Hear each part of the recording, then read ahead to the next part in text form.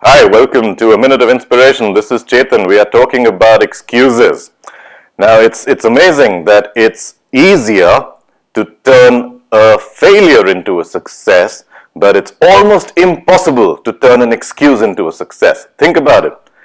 We have all gone through ups and downs in life, right? And we come to a point where the results or whatever it is that we are after is not in sync with what we originally conceived. We feel let down, we feel depressed, we feel dejected, someone can feel energized or whatever it may be. And then we analyze. And we analyze means we go into the past, we look into the reasons, and we come up with a bunch of excuses as to why it didn't happen. These excuses may become reality or may give you another plan, irrespective of whatever it does.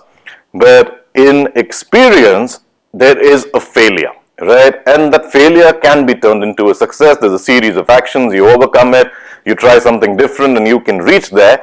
But a person who's got a list of excuses in front of him is rarely going to be able to turn that into success. Excuses lead us to blame, lead us to self-pity, lead us to complaining, lead us to criticizing, as we do when we watch 9 o'clock news. Everyone is at fault but us. The nation is at fault, the government is at fault, the politician is at fault, the boss is at fault, the colleague is at fault, but me. That's an excuse way of life, and it's almost impossible to turn that excuse into a success. It's possible, however, to turn a failure into a success, because when you have experienced failure or dejection or rejection or feeling down and out in life, you can get into a self-discovery, figure out yourself, rise to a certain level and move on from there. However, what we tend to do when we experience failure is not this process. What we tend to do is we don't analyze ourselves, we analyze the world, we analyze the market, we come up with data of everything and we bunch up a list of excuses. That excuses will never turn into success. And the reason is very simple.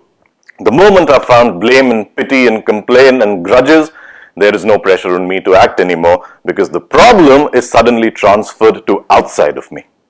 Can I bring it back to me? Can I understand life from within me? And if I've understood life from within me, it might be so evident that that's all that there is to life, because if I've understood myself, I've understood you, and I've understood 7 billion people on earth. But that's not the purpose of this little dialogue. The purpose is that can we move from analyzing our successes and failures and excuses into keeping them all aside, because analysis requires time, it requires going into the past, and the past is over. What is with you right now is here and now is life, and here and now lies the whole future ahead, and that future ahead does not need the excuses of the past, it needs action of the present. And excuses kill the action not only of the present, but it also kills the action of the future. So can we move away from all of our becauses and examine the situation for what it is today, because the excuses and the becauses are for what it was yesterday.